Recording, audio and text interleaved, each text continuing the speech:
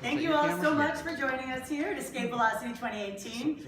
My name is Molly Glover, and I work for Fantasy Flight Games. I am a board and card game producer and developer. Can everyone hear me okay? Yeah. Wonderful. All right. So I've been at Fantasy Flight Games for 7 years. I spent 4 years in the sales department, and then I moved into product development, and I spent the last 3 years as a board and card game developer, producer, and like once or twice designer. It's super fun. I really love it. I've worked on Android mainframe. I've worked on Game of Thrones, Hand of the King, Elder Sign, Star Wars Rebellion, Fallout, Runebound, Battle for Okagon, Cosmic Encounter, and also the Iron Throne, which is a cosmic encounter set at the Game of Thrones world. So if you like Game of Thrones, definitely check that out downstairs. We have that available. But you're not here to listen to me talk about what I've done for Fantasy Flight Games or other games. You're here to listen to me talk about Cosmic Encounter.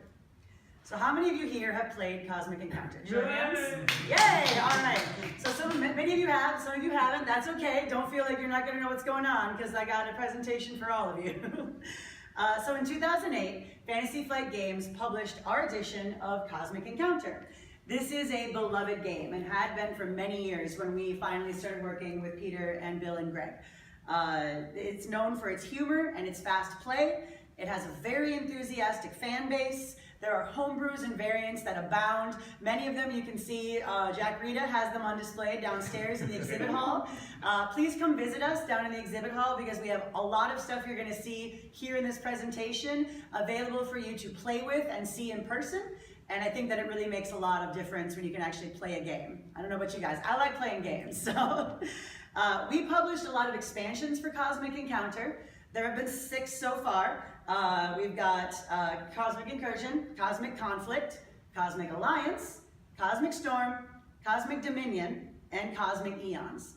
Now, 6 expansions, you might be thinking, that's gotta make a game way too complicated, but it really hasn't. And a lot of that is because we've kept the focus on what makes Cosmic great and how to keep everything, you know, in that same realm. And what makes Cosmic great? Slow transitions, that's what makes Cosmic great. Galactic struggle, conflict on a galactic scale. Clever mechanics that can completely change the game from one encounter to another. You might think you're winning, and then bam, this game can turn on a dime. We've got aliens with striking art and really awesome abilities, the wacky comedy that is a hallmark of Cosmic Encounter, and the fans and their appreciation for all things cosmic. Now, we've actually roped in the fans on a couple of these expansions, the latter one especially. A lot of the aliens were completely fan designed, and so we've really been, we love working with the community, and I think that's one of the reasons we really love doing shows like this. So why am I here today?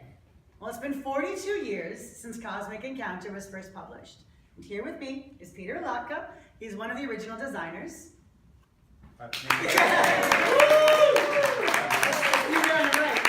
Yeah, that's, yeah. And is that the first cover of Cosmic, or? It's probably before it was Cosmic Encounter. Before it was Cosmic Encounter? It was the universe game. Okay, and so Peter, if you can tell us, what was it like in the illustrious late 70s in the game industry? How, what was it like back then? There weren't any psychedelics. You can tell. None. I mean, basically what we did was we came up with this idea that we could make a game that was, we set out a list of rules for this game before we knew what it was. And it was something like this. I was going from a bad number, which is every time you played it had to be different. That it wouldn't be a game that just boys and men liked. Women and girls. That it wouldn't be violent. Not that it wouldn't have conflict, but it wouldn't be violent. And so it would be, you could negotiate in community. So it's different. That would have allies, that more than one person at a time could win. So all of these things were like a founding set of principles. We didn't even know what the game was. We said, what kind of game do we want? The reason we came to that conclusion conclusion was we're kind of avid game players. We play Risk a lot. We noticed that you roll these dice, you roll it, and in the end, most of the people in the game are in the kitchen, you know, doing something because they're out. There's two people sitting there rolling dice for another 6 hours. What's wrong with these people? So no dice. There's a rule, no dice. So all of those things went into our thinking before we did anything. And then we, at least, I don't know about Jack and Bill, partners, but I was listening to the music of the Moody Blues. And we had named, so after that was Days of Future Past, so we named our company Future Past Times. So that's a kind of weird thing to be, Future Past Times. I think we're still there somewhere. And so we made a name for our company. And I was listening to that music, and it came to me that you could, the way the game should work is when you're playing a game, you always feel, boy, if I could only do this, wouldn't that be fun? Right now, I'm playing, but if I could only get that. So the principle about designing aliens is, if I could only do this, that's how you make it. If I could only do that. Okay, yeah, you can do it. So we decided we would have ways for people to only do this. If I could just do that, that would be cool. And so we made 6 little alien characters. We thought that was the whole game for at least 4 or 5 years. We were just playing it ourselves, our own game, we were playing it, had 6 aliens. We never got tired of it. What were the first 6 aliens? Plant, the machine, the virus, the diplomat, the crystal, and some other lame. There's one more. The worm. Crystal and somebody else. And they're not the same, but those things are all around now in some form, but they're different. So when we first built it, the plant had this, you know, was built out of Tinker Toys, foam things. It didn't do anything except stretch foam, sit on you. And that meant it had a column. So it was all these weird things in it. And the machine had to have wires. Machine had to have wires to copy the plant because it was a copycat. So it had wires. And so if it got on the plant, it just took its wires and it started connecting. Meanwhile, everybody else was doing other things. And we just played with this thing for a long time. And it finally just got better, we kept turning into a game, and we did a lot of stuff and manufactured it ourselves at one point. And went through a bunch of manufacturers, and the only company who did it right was Fantasy Flight Games. We're still doing it. Did you have, was it hard to like sell publishers on a non-war game when there were so many war games coming out in that my time? basement a stack of rejection letters as high as this table from every publisher. I mean, from Space.com to Hasbro to Parker Brothers. Parker Brothers did the very first real version of this game. You have that downstairs, right? Yeah. I was gonna bring it up. Oh, yeah. So they made a version in 76. 76? Yeah. Yeah, 42 years ago. yeah. So this is our 42nd anniversary. Mm-hmm. And it's Hitchhiker's Guide to the Galaxy. 42, he answered everything. And they made this one version. They paid us $5,000, a fortune. I mean, a fortune in that year. And we said, we're the next Monopoly, we're done. We put our feet up on the table, and they canceled the contract. And that's when we made it ourselves. And the reason they canceled it was, listen to the quote, space doesn't sell. Marketing. A few years before Star Wars, no, 1 year before Star Wars came out, so that's pretty amazing. It was the next day.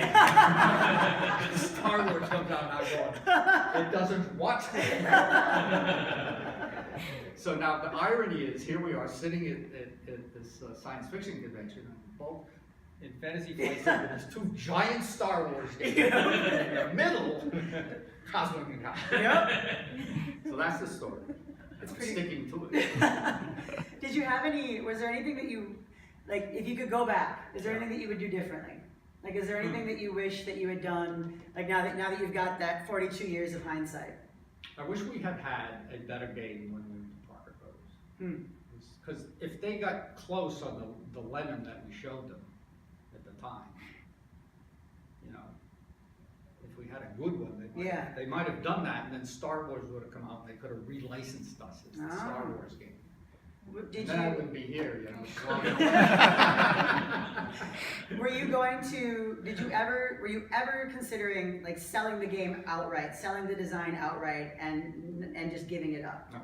That's, yeah. I think that's Well, really we've important designed- because you guys have been involved this whole time, and that's really important. A lot of game designers don't do that. So in this time frame, and Greg, my son, who's videoing me to show the his mother, my wife. And my wife. Send your wife into it. So what was the question? Did you do anything differently? Yeah. And then, did you ever think about selling the design outright? That's the question. Not really. Yeah. Not really. We just kept doing the company, and people came and went from the company, various little companies that we had. And, you know, you never make a lot of money. We never made a lot of money. You know, so by the time everybody gets their cut, and everybody's getting a piece, and people invested in us, and they still get it. So, you know, you just do it because you love it. Yeah. Do you take any pride in the fact that you sort of anticipated Euro games? And why do you think it took so long for people to imitate your design? I don't know. I mean, Euro games, people who don't know, is just a bunch of games that, No dice? no, No combat? no, I don't know. I mean, a lot of things that we did nobody did what we did before we did. I mean, it was so far ahead that it took years to even anybody copy. In 1972. Who was alive then? Me? In this room? So close. Anyway. Well, that's great. Thank you. Does anyone else have any questions before we keep going? All right. So since it's been 42 years since Cosmic was first published, and like Peter alluded, we all know 42 is the answer to life, the universe, and everything. I am thrilled to announce, drum roll please, the Cosmic Encounter 42nd Anniversary Edition! Yeah, it's really exciting! No, we're super excited. So this edition has a fabulous new cover art of the Sorcerer. Ooh. And much more. And I'm going to walk you through everything that's new. But first, I want to talk about what Cosmic brings to your table just as its own, because a few of you haven't played. I want to make sure we all know what we get. So, Cosmic Encounter, what's in the box? There are stackable plastic spaceships in 5-player colors. We've got really large planet tokens that each has a different planet art, and then each player gets those in their colors. There are 51 distinct aliens and their flare cards. Now that brings 155 different abilities to the game. Are they from Area 51? Oh gosh, now I'm worried. Lizard people are everywhere. Alright. There's nearly 200 cards in total. There's dozens of tokens, and we have really fantastic alien art. Each of these aliens gets its own piece of art, and they're really great. Sometimes they're hilarious. They're always really good art. And as Peter was mentioning, this is a game of struggle, not war. So you have encounters with another player, and you and that other player can decide if you want to negotiate and come to an agreement, if you're going to try to fight.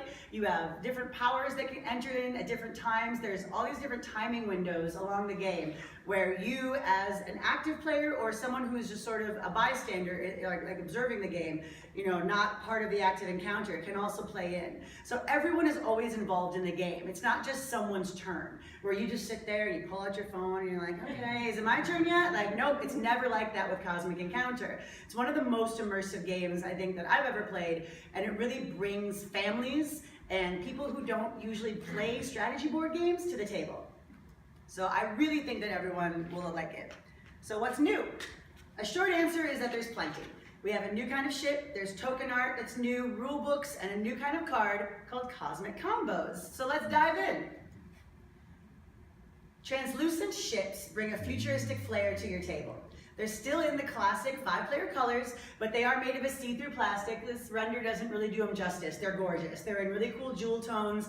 They shine, they show great light. Still that classic spaceship sculpt, and you see these little nubs here. For those of you who haven't played before, these spaceships stack on top of each other. So you have little stacks of ships on top of your planets, and it looks super cool.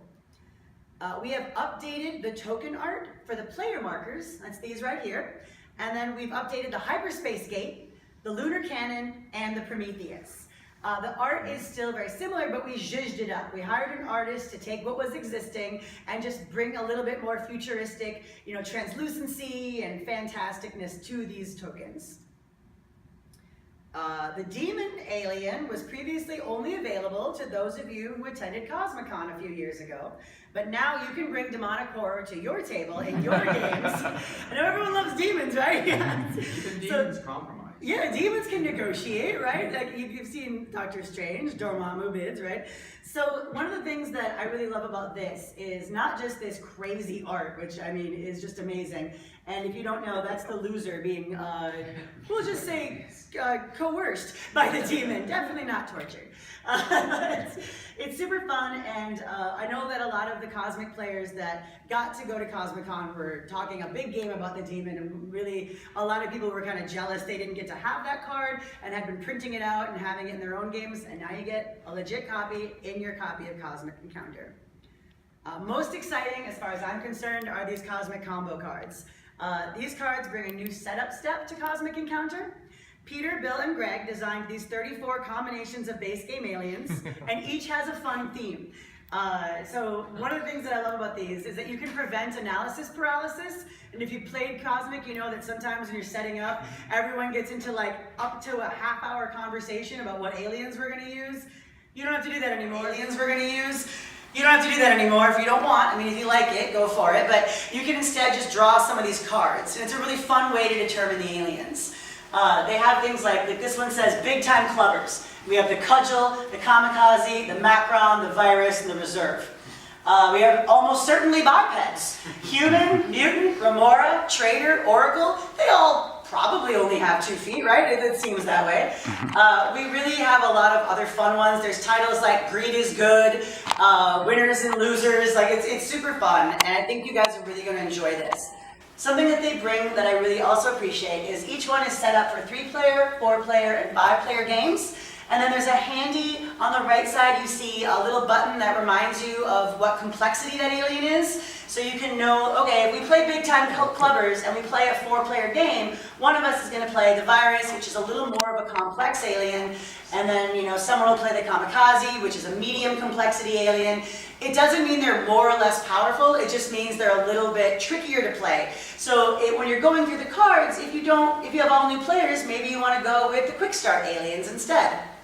On the Quick Start, it's very interesting, but we'll get there. So we have a revised rulebook, and this was one of our main goals when we had an updated edition of Cosmic Encounter.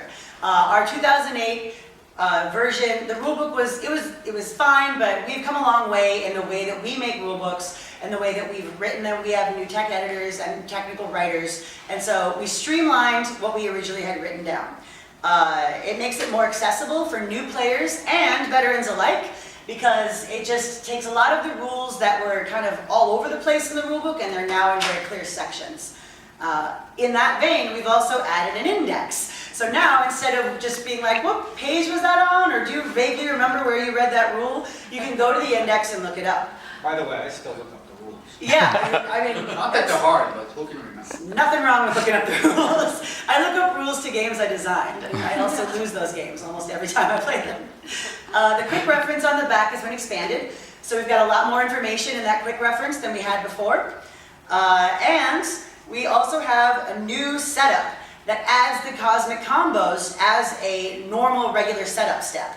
It moves flares to a new variant. So now, the normal game won't include flares, and then you can add flares as a variant once you've gotten players more into the game and they understand how the timing works and things like that.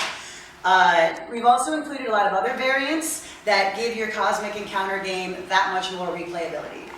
Some of those variants, like there's the 4-player variant where you only play with 4 planets, or 4-planet Yeah, variant. shorter. Yeah.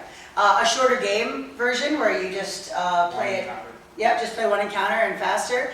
There is, I can't remember what the other one was that we put in there. I don't remember. Probably a loser variant. Yeah, there's definitely, you can see these all. The new streamlined rulebook is downstairs in the exhibit hall, as is the quick start guide, if you guys want to take a look and see what's different. The quick start guide is the pièce de résistance. So we put together, so Peter, Bill, and Greg came to us and they said, we've always felt like the aliens deserve like a comic book, and that they should have their own comic book. And since comics and sci-fi and just geekdom and gaming all go together and there's so much great crossover, we made a quick start guide for new players that is a comic book.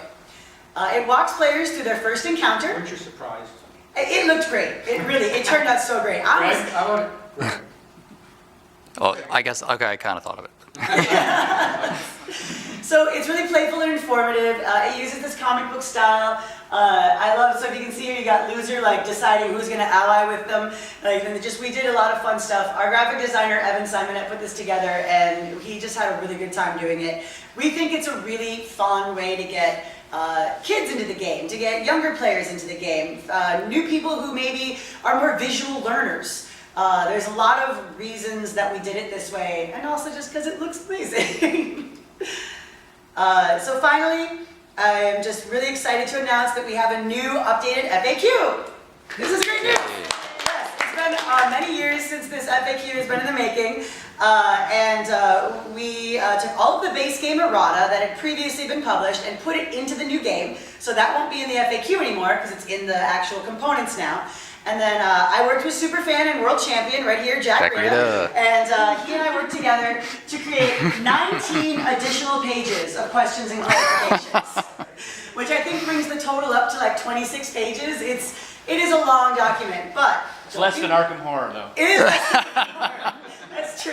But because this is a game with lots of complex interactions, and as such, there's lots of questions that come up. And we have really wanted to make sure that all of that is answered, so that when we bring new players in, there isn't this like, well, what happens now? I don't know, and they haven't really officially said, but you can go on BGG, and people kind of say this. Now there's a definitive ruling for all of it, and thank you, Jack, because that was really helpful. He gave me so much, you guys. He sent me this enormous pages file. It had everything. It was like, here's what used to be there, and here's what needs to change in that language, and it was super great. So couldn't have done it without him. The whole thing has been reorganized for better ease of use, and with clear headers and topics and subheaders, so that if you're wondering like, how does this alien power work, and I know it's from this expansion, you can look it up by that expansion and find it really easily. Clear, concise, and that will be going up on the website later today, hopefully. If not tomorrow, we're going to get it up there. It's going to be great. So that's really, there you have it.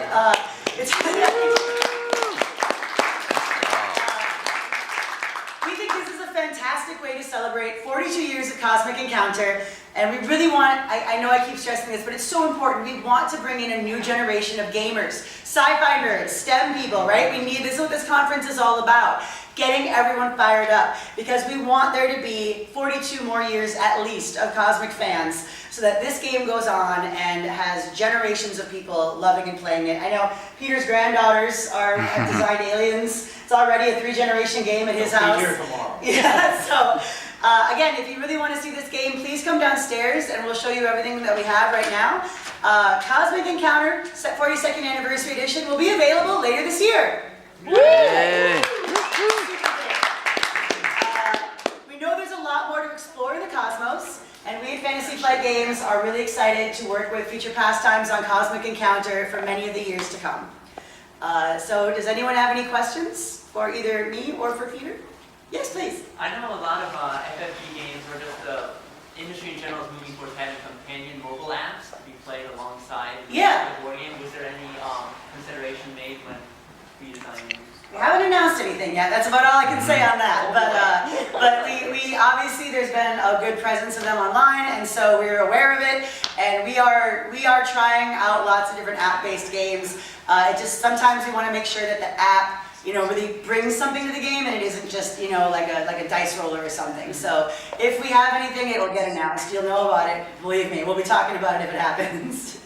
Yes. How do we obtain the games that you have it downstairs, are they still open downstairs?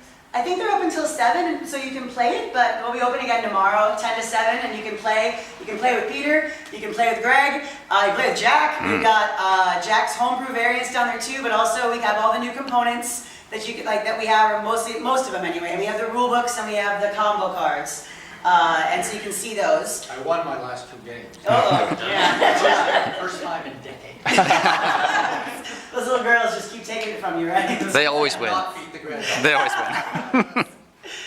But yeah, please come downstairs tomorrow if you're here and have a look, or later today. Yes? Any specific sci-fi or fantasy that inspired you when you first created the game? Any movies or books? Well, we were reading Frank Herbert, Nazi Basil, Larry Gibbon, and Frederick Pohl. I mean, I don't know. We read all those science fiction people. Are there any modern aliens since we've made the expansions that you felt like you based it on something, like when you know, or some? You'll have to come to the alien design center. Ooh, what is that?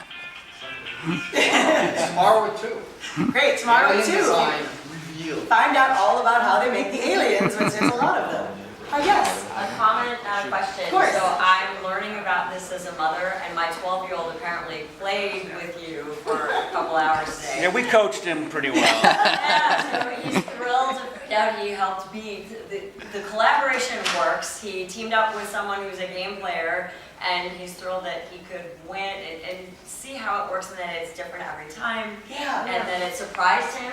The humor, I'm sure you had him with the humor. Thank you for making a brand new version, because apparently I will be a new purchaser this year. Fantastic. All right. That's great to hear.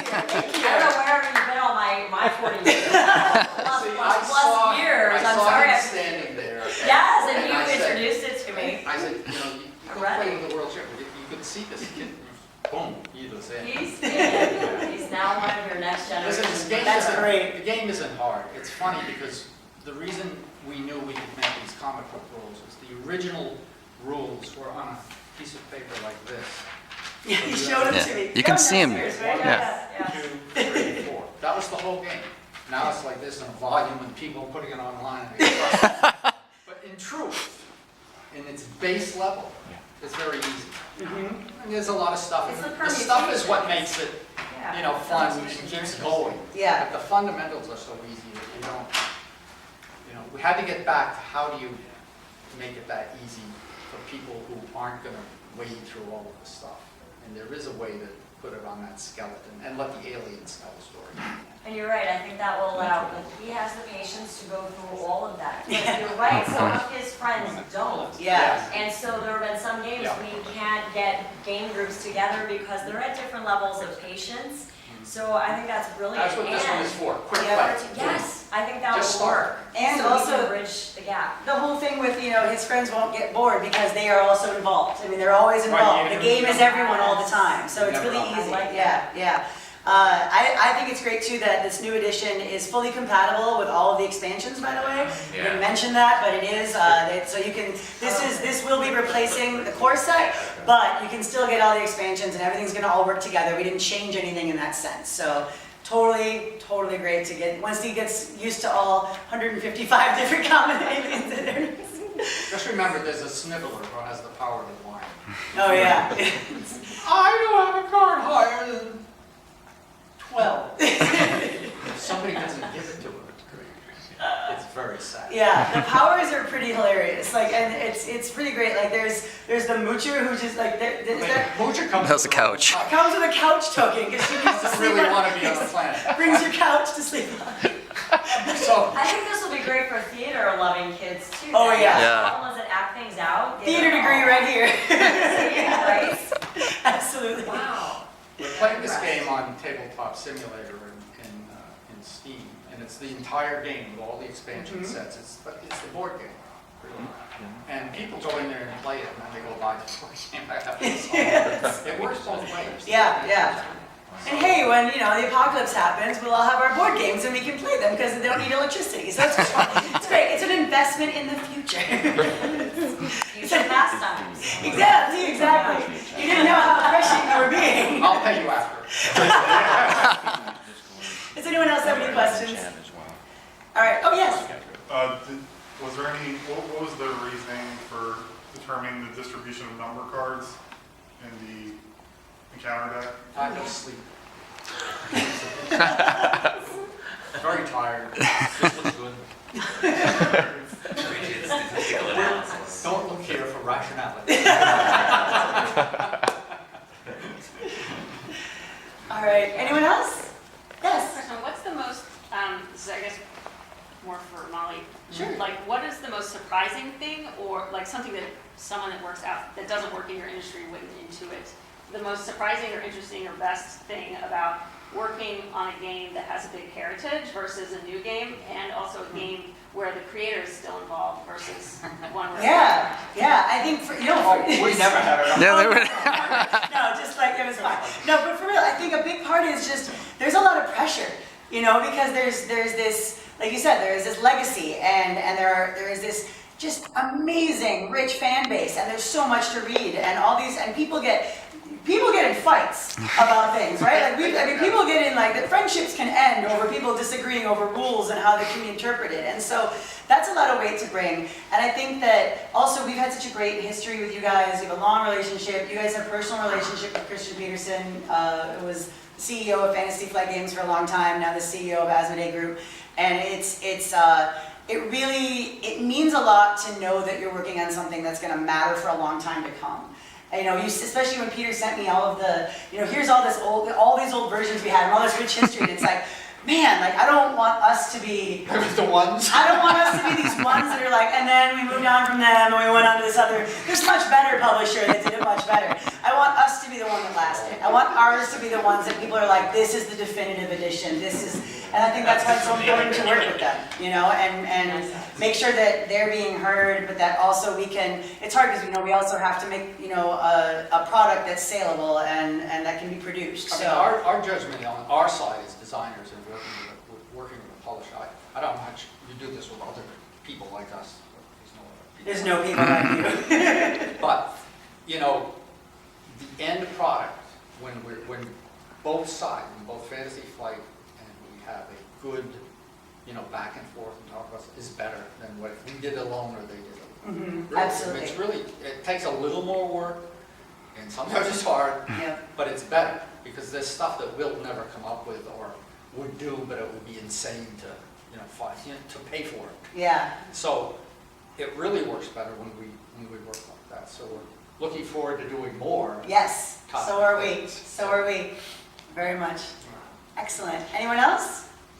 All right, well, thank you all so much for coming. Please enjoy the rest of this